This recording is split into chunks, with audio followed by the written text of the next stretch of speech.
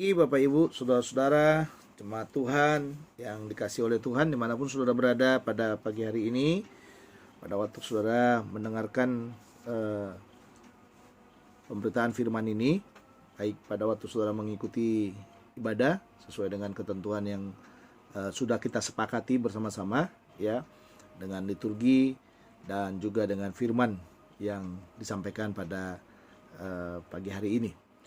Hari ini kita mau belajar daripada firman Tuhan dengan tema yang mau kita bicarakan adalah perjumpaan dengan Kristus adalah damai sejahtera bagi gereja. Mari kita berdoa sebelum kita membaca firman-Nya di dalam Kisah Rasul pasal 4 ayat 32 sampai dengan 35. Mari kita berdoa. Bapa dalam sorga, kami memuji Engkau. Terima kasih rahmat anugerah-Mu dan kebaikan-Mu dalam hidup kami. Terima kasih kesempatan untuk mendengarkan firman pada pagi hari ini. Biarlah Tuhan menolong kami, memberkati kami, supaya firman yang kami dengarkan menjadi firman yang boleh menguatkan, meneguhkan, menuntun, dan membawa kami lagi kepada kebenaran-Mu. Turunlah kuasa, damai sejahtera yang daripada Tuhan melingkupi kami semuanya, dan sukacita abadi yang daripada-Mu, dan damai sejahtera yang melampaui akal pikiran manusia itu kiranya memberkati kami semuanya. Dalam Kristus Tuhan kami sudah berdoa. Amin. Baik Bapak Ibu, mari kita lihat Kisah Rasul 4 ayat 32 sampai dengan 35. Saya membaca buat saudara, demikian firman Tuhan. Adapun kumpulan orang yang telah percaya itu, mereka sehati dan sejiwa, dan tidak seorang pun yang berkata bahwa sesuatu dari kepunyaannya adalah miliknya sendiri, tetapi segala sesuatu adalah kepunyaan mereka bersama. Dan dengan kuasa yang besar, rasul-rasul memberi kesaksian tentang kebangkitan Tuhan Yesus, dan mereka semua hidup dalam kasih karunia yang melimpah-limpah. Sebab tidak ada seorang pun yang berkekurangan di antara mereka, karena semua orang yang mempunyai tanah atau rumah menjual kepunyaannya itu, dan hasil penjualan itu mereka bawa dan mereka letakkan di depan kaki rasul-rasul, lalu dibagi-bagikan kepada setiap orang sesuai dengan keperluannya. Baik, tema kita sekali lagi adalah perjumpaan dengan Kristus adalah damai sejahtera bagi gereja. Sekali lagi, perjumpaan dengan Kristus adalah damai sejahtera bagi gereja. Ini kata judul yang sangat bagus menurut saya, karena dalam bagian ini dikatakan di dalam bagian ini berkaitan dengan perjumpaan dengan Kristus. Ya, ini pribadi sifatnya dan semua orang harus mengalaminya. Lalu perjumpaan dengan Kristus inilah yang dikatakan membawa damai sejahtera, ya, adalah damai sejahtera bagi gereja. Ya, jadi adalah damai sejahtera bagi gereja. Dalam arti begini, orang yang berjumpa dengan Kristus pasti ini harus kita pastikan pasti mengalami damai sejahtera. Jadi tidak ada orang yang berjumpa dengan Yesus tidak mengalami damai sejahtera, dan semua yang dia lakukan, yang dia kerjakan dalam hidupnya adalah sesuatu yang menuntun dia kepada damai sejahtera. Nah, semua kita pasti mengalami perjumpaan pribadi dengan Tuhan. Saudara menjadi orang percaya, saya sangat percaya itu karena perjumpaan pribadi saudara dengan Tuhan. Bentuk perjumpaan kita dengan Tuhan Yesus itu sudah pasti berbeda-beda. Ada yang mungkin lewat penginjilan, jadi penginjilan seseorang atau Injil yang disampaikan kepada kita, yang kita dengarkan, yang membuat kita berjumpa secara pribadi kepada dengan Kristus lewat percaya kita, saudara. Ada juga yang lewat sakit penyakit, ya, dengan dia sakit, terbaring sakit, tidak berdaya, lalu saudara dalam pergumulan yang panjang, ada mungkin yang mendoakan atau ada firman yang menyentuh, ada orang yang menyampaikan kepadanya, dan itulah yang membawa dia kepada perjumpaan pribadi dengan Kristus. Nah, tetapi dalam pengalaman-pengalaman yang panjang, ya setahu saya, dalam pengamatan saya, ada juga orang yang mungkin tadinya nggak percaya, lalu diajak ke gereja, atau diajak ke persekutuan, atau diajak ke tempat-tempat di mana orang percaya berkumpul, saudara, sehingga orang itu juga mengalami perjumpaan pribadi dengan Tuhan. Yang penting kita catat pagi ini adalah apapun bentuk perjumpaan kita, yang jelas telah menjadikan kita menjadi orang percaya. Jadi perjumpaan pribadi itu telah membuat kita hidup dalam damai sejahtera juga. Karena tidak ada orang yang percaya yang tidak hidup dalam damai sejahtera. Indikator dari orang yang percaya, salah satu yang dialaminya adalah hidup dalam damai sejahtera.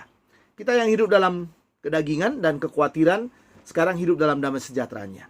Kalau saudara melihat dalam Yohanes pasal yang ke-20, ya, ayat 19 sampai 31 di sana, pasca kebangkitan Kristus, salah satu Ya, salah satu yang menjadi ciri khas. Ya, ini harus saudara catat baik-baik ini. Menjadi ciri khas daripada Kristus adalah dia selalu berkata shalom, Irene, atau shalom. Ya, dalam bahasa Yunani Irene, tapi karena Kristus itu adalah Yahudi dan bahasa yang dipakai oleh mereka adalah bahasa Aramik, saya sangat percaya kata yang dipakai adalah kata shalom. Ya, jadi shalom. Ya, jadi selalu ada shalom.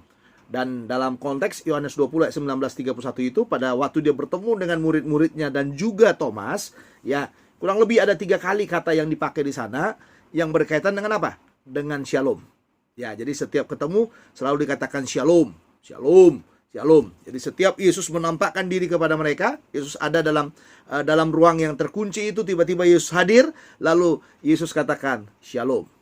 Nah, ini saudara, ini yang menjadi ciri khas Yesus. Ya, kita bisa melihat sangat luar biasa, dan ini nanti menjadi ciri khas juga dari gereja-gereja di dalam gereja mula-mula itu yang mereka kalau mereka berkumpul, kata-kata shalom itu menjadi kata yang penting bagi mereka, atau shalom itu menjadi sesuatu yang meliputi hati mereka, melingkupi mereka, dan membawa mereka kepada ketenangan dan damai sejahtera yang daripada Tuhan.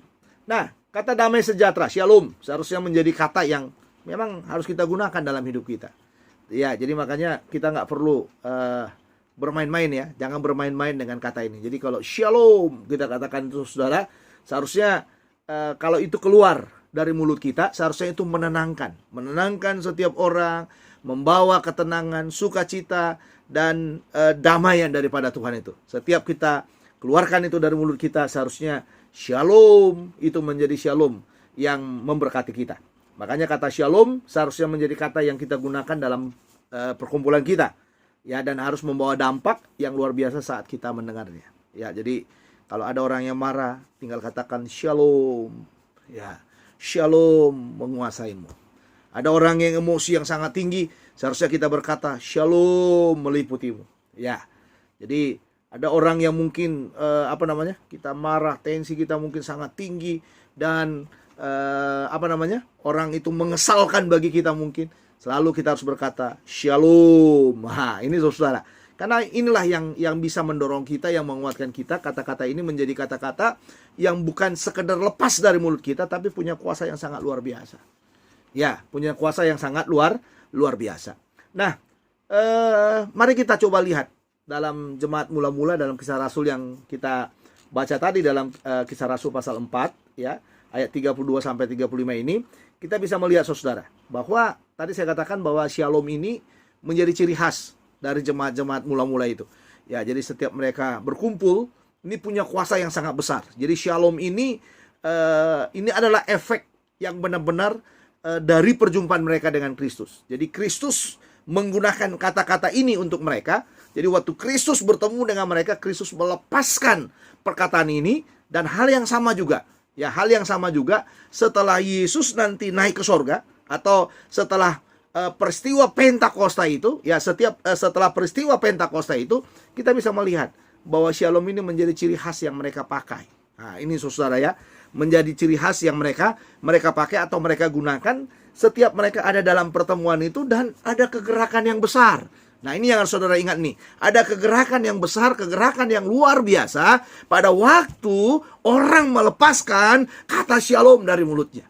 Ada kegerakan yang luar biasa. Jadi waktu kita bilang shalom, bukan hanya ngomong shalom, damai sejahtera turun di atasmu, tapi ada sesuatu yang dikerjakan. Nah, ini yang harus kita lihat dalam gereja mula-mula ini. Nah, perjumpaan dengan Kristus adalah damai sejahtera bagi gereja. Mengapa saudara? Ada 3 hal yang bisa kita pelajari ya. Ada 3 hal yang bisa kita pelajari dari bagian ini. Yang pertama adalah karena shalom. Nah, ini dia. Karena shalom menjadikan kita suka berbagi. Wah, ini luar biasa ini. Jadi bukan shalom yang lepas dari mulut kita saja, tapi shalom itu mendorong kita untuk suka berbagi.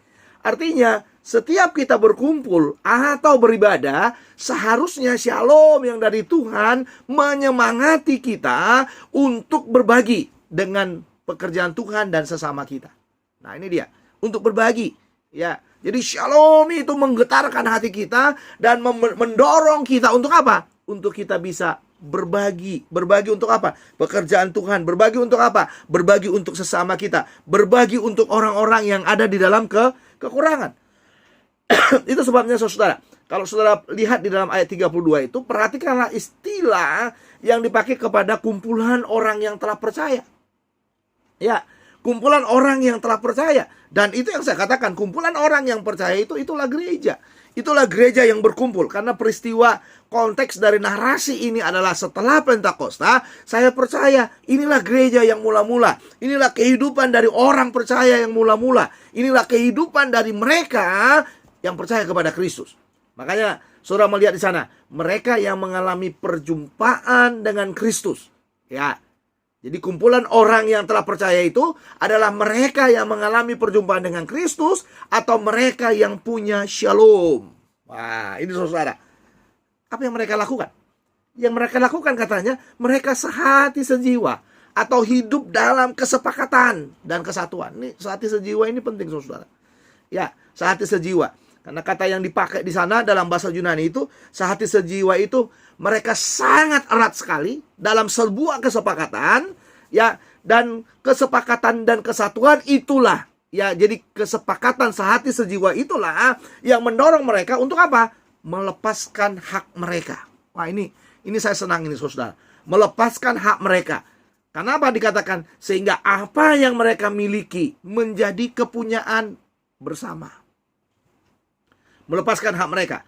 Nah, dalam arti kepunyaan bersama yang bisa dibagi satu dengan yang lain. Atau kepunyaan yang tidak dikuasai untuk kepuasan pribadi, tetapi untuk kepuasan bersama. Kenapa? Melepaskan hak tadi. Melepaskan hak. Jadi makanya saudara, Tuhan itu banyak melimpahkan berkat kepada kita. Banyak Tuhan itu memberi kepada kita. Sebenarnya yang Tuhan mau dari kita sebenarnya, jangan perkaya dirimu. Nah, ini saudara ya, jangan perkaya dirimu, jangan saudara simpan, saudara tumpuk untuk satu kata, oh untuk masa depanku, masa depan anak cucuku. Ya, jangan pernah katakan itu, karena sudah beda. Saudara punya shalom, shalom yang membawa saudara untuk apa saudara? Untuk menjadikan kita suka berbagi. Jadi ini yang pertama saudara, dalam perjumpaan kita secara pribadi dengan Kristus itu, ya, kita ditaruh. Ada shalom dalam hati kita. Dan shalom itulah yang selalu menolong kita. Untuk apa? Untuk suka berbagi. Untuk suka berbagi dengan pekerjaan Tuhan. Berbagi dengan orang-orang yang yang berkekurangan. Berbagi untuk jemaat Tuhan. Memperhatikan segala sesuatu yang diperlukannya. Jadi jangan hanya berkata shalom, tetapi Anda pelit. Nah, ini kata kuncinya saudara. Jangan katakan shalom kalau Anda masih pelit, ya. Tapi lepaskanlah shalom kalau Anda telah siap untuk berbagi dengan mereka. Kenapa?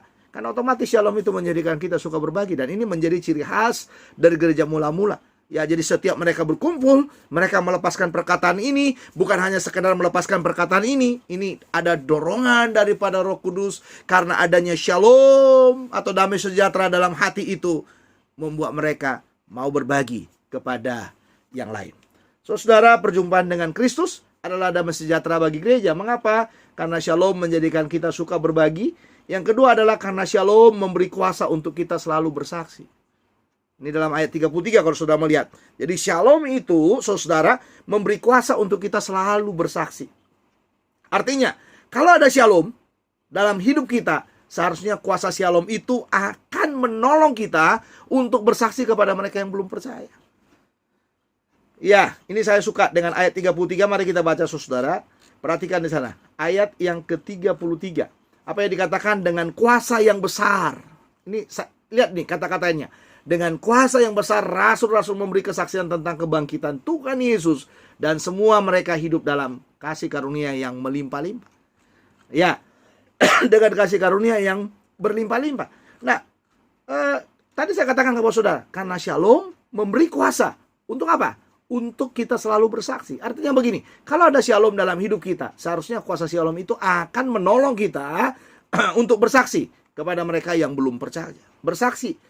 Nah, kesaksian ini sudah tentu berkaitan dengan apa? Dengan perjumpaan kita secara pribadi dengan Kristus. Ingat kata-kata kuncinya.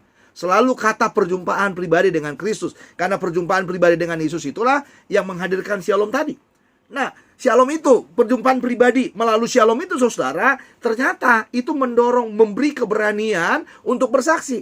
Makanya dikatakan dalam bagian ini, kesaksian yang disampaikan dengan kuasa yang besar. Kata yang dipakai adalah dunamis megale. Menunjukkan saudara-saudara adalah sebuah perkataan yang yang dimiliki oleh orang percaya, itu kuasa yang dimiliki orang-orang percaya untuk mereka mulai melepaskan kekuatan, melepaskan kuasa lewat perkataan mereka, bersaksi, menyampaikan Injil, menyampaikan perjumpaan mereka secara pribadi dengan Kristus itu. Nah, itu yang dilakukan dalam bagian ini. Makanya dikatakan kata kuasa itu menjadi kata yang penting. Kuasa itu adalah berkaitan dengan apa? Kebangkitan Kristus itu tadi. Lihat di sana, berkaitan dengan kebangkitan daripada Tuhan Yesus. Makanya benarlah apa yang dikatakan, bahwa isi daripada Injil itu adalah kematian dan kebangkitan daripada Tuhan Yesus. Nah, ini yang mendorong mereka saudara untuk berani bercerita. Kenapa? Karena mereka mengalaminya. Karena mereka mengalami perjumpaan pribadi dengan Tuhan. Dan perjumpaan pribadi dengan Tuhan itulah yang memberanikan mereka untuk bersaksi, cerita tentang Tuhan Yesus itu.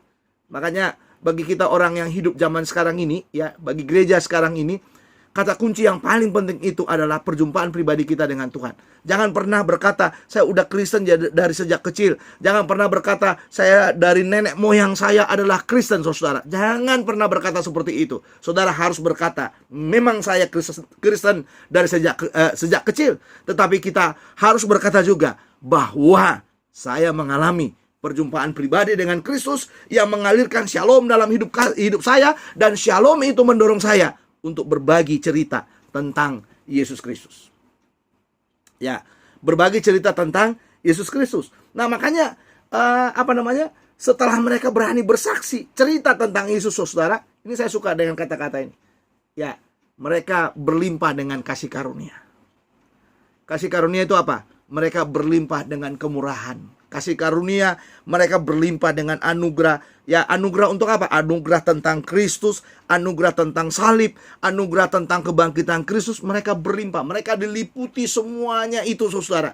Ya, dan itu yang mendorong mereka untuk menceritakannya kepada orang-orang yang ada di sekitar mereka. Karena mereka punya kasih karunia itulah. Kasih karunia itulah yang memberikan belas kasihan. Ya, yang ada dalam hati mereka, yang selalu berbelas kasihan kepada orang lain nanti. Berbelas kasihan untuk membawa mereka, ya, kepada perjumpaan pribadi dengan Kristus. Nah, ini luar biasa. Makanya saudara, marilah sebagai gereja yang bersaksi, indikator yang kita pakai adalah, ya, kita harus berlimpah dengan kasih karunia. Orang yang bersaksi itu berlimpah dengan kasih karunia. Kasih karunia itulah yang dia bagi-bagikan. Kasih karunia itu dorongan daripada shalom. Nah, ini saudara. Ya, shalom itu ada karena perjumpaan kita secara pribadi dengan Kristus. Jadi tidak ada alasan bagi kita sebenarnya, ya, tidak ada alasan bagi gereja untuk berkata nggak berani bersaksi. Kenapa? Karena Anda adalah, ya, karena kita adalah orang percaya yang ada dalam paket yang sangat sempurna. Paket sempurnanya di mana? Percaya Yesus, mengalami perjumpaan pribadi dengan Yesus lewat percaya kita kepada Dia, lalu ada shalom dalam hidup kita, dan sekarang shalom itu memberi keberanian kepada kita untuk cerita tentang Yesus kepada banyak orang. Makanya saudara, jangan tahan damai sejahtera itu. Jangan tahan shalom untuk bersaksi itu. Berceritalah, sampaikanlah saudara. Jangan hanya sekedar kita mengeluh dengan hidup kita, mengeluh dengan kekhawatiran kita, mengeluh dengan ketakutan, demi ketakutan kita. Saudara punya shalom, punya damai sejahtera. Seharusnya tidak ada alasan bagi orang percaya untuk tinggal dalam ketakutan, kekhawatiran, kekecewaan dalam hidupnya. Atau tidak ada alasan bagi orang percaya untuk tinggal dalam egonya secara pribadi, kehebatannya secara pribadi, saudara. Semua orang percaya punya shalom yang sama. Dan shalom yang sama itu seharusnya menjadi kekuatan bagi kita untuk menjangkau yang lain, untuk membawa jiwa-jiwa baru kepada Tuhan, untuk membawa mereka supaya mereka beribadah bersama, memiliki kuasa yang sama, shalom yang sama. Untuk apa? Untuk kita boleh bersaksi satu dengan yang lain, menceritakan Yesus kepada mereka yang belum percaya itu. Saudara-saudara yang dikasih oleh Tuhan. Perjumpaan dengan Kristus adalah damai sejahtera bagi gereja. Mengapa? Karena shalom menjadikan kita suka berbagi. Yang kedua, karena shalom memberi kuasa untuk kita selalu bersaksi. Dan yang ketiga adalah karena shalom menjadikan kita tidak berkekurangan. Saudara, ya luar biasa ini kisah para rasul ini ya, kehidupan dari gereja mula-mula yang di kisah rasul ini. Ya, karena shalom menjadikan kita tidak berkekurangan. Artinya gereja yang sehat adalah gereja yang berani berbagi, gereja yang tidak menahan apa yang seharusnya dibagi untuk pekerjaan Tuhan. Ini gereja yang sehat. Jadi jangan suka menahan. Amin. Ya, jangan suka menahan. Jadi gereja yang sehat adalah gereja yang suka berbagi. Tapi sudah tentu berbaginya itu kepada hal-hal yang benar ya saudara ya. Jadi bukan menghambur-hamburkan, bukan, atau bukan jangan juga saudara katakan bukan sesuatu yang dilepaskan begitu saja, tidak, tapi dalam kontrol daripada Roh Kudus.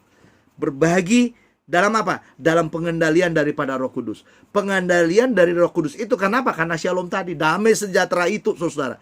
Karena damai sejahtera itu ya, kalau kita berbagi ya seharusnya damai sejahtera gitu kan.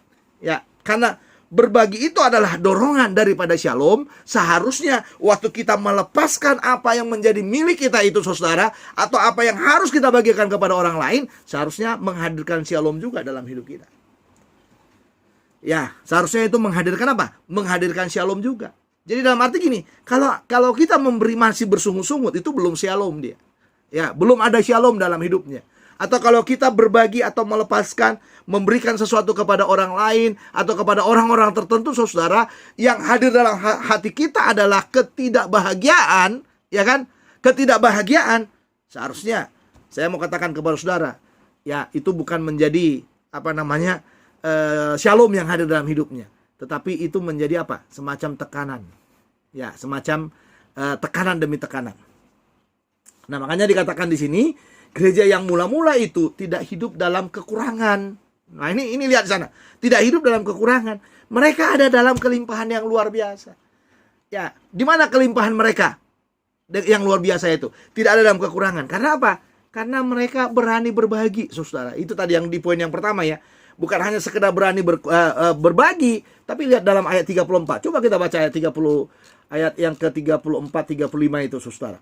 Sebab tidak ada seorang pun yang berkekurangan ya di antara mereka. Ini kata kuncinya. Tidak ada yang berkekurangan di antara mereka. Buktinya apa? Karena semua orang yang mempunyai tanah atau rumah menjual kepunyaannya itu, dan hasil penjualan ini tuh mereka bawa dan mereka letakkan di depan kaki rasul-rasul, lalu dibagi-bagikan kepada setiap orang sesuai dengan keperluannya.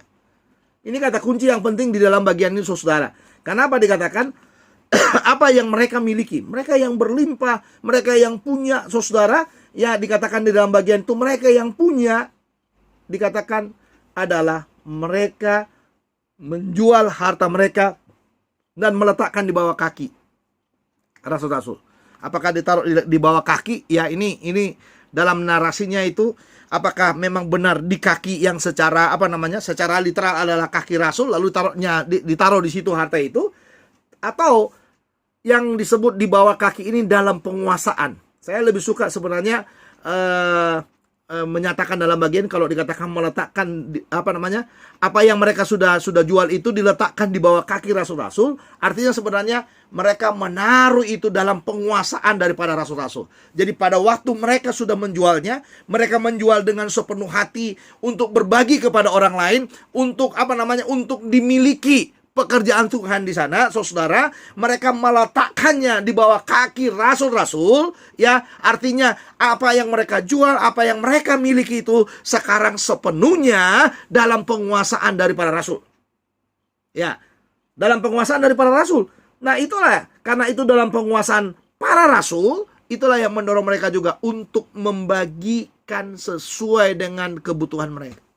Itulah ciri orang yang tidak berkekurangan. Ya, itulah ciri orang yang tidak berkekurangan. Ciri orang yang tidak berkekurangan itu apa? Apa yang menjadi milikku itu bukan sesuatu yang harus kupertahankan dalam hidup ini. Tetapi apa yang menjadi milik yang Tuhan percayakan kepadaku, itu adalah sesuatu yang harus kulepaskan setiap saat. Dan aku harus berani memberikannya untuk Tuhan. Karena apa? Karena yang kumiliki itu adalah punyanya Tuhan, miliknya Tuhan, ya kan? Miliknya Tuhan.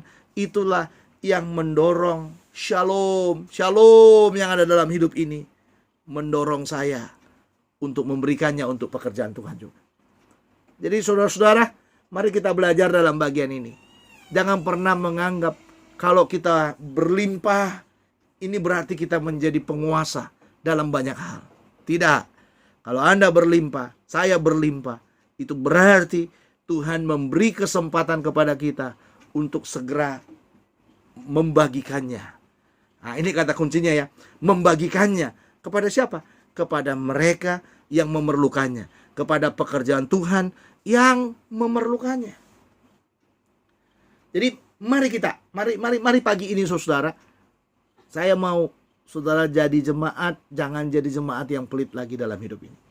Belajar berbagi, belajar melepaskan apa yang ada yang Tuhan berikan kepada saudara. Belajar, tapi harus ada shalom. Kalau tidak ada shalom, jangan coba-coba. Tidak ada gunanya.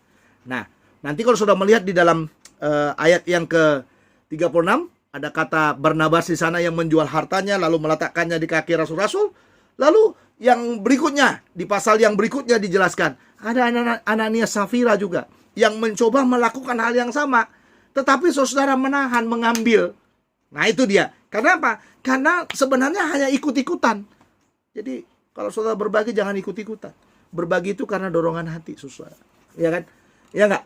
Berbagi itu karena dorongan hati. Jadi jangan berbagi kepada orang lain karena apa? Supaya saudara dikenal, supaya saudara jadi hebat. Jangan berbagi ya kepada orang lain supaya saudara disebut, ya, disebut namanya. Jangan saudara. Ya, bila penting saudara berbagi tidak ada orang yang tahu bahwa saudara yang mengerjakan itu, bahwa saudara yang memberikan itu. Jadi jangan berbagi untuk apa? Untuk dikenal orang. Jangan berbagi untuk apa saudara? Untuk menyenangkan hasrat pribadimu. Tapi berbagilah karena dorongan daripada shalom. Ya, dorongan daripada shalom. Nah, Bapak Ibu Saudara, perjumpaan dengan Kristus adalah damai sejahtera bagi gereja. Mengapa? Ada 3 hal tadi yang kita lihat di sini. Karena shalom menjadikan kita suka berbagi. Karena shalom memberi kuasa untuk kita selalu bersaksi. Dan yang ketiga adalah karena shalom menjadikan kita tidak berkekurangan. Mari kita berdoa.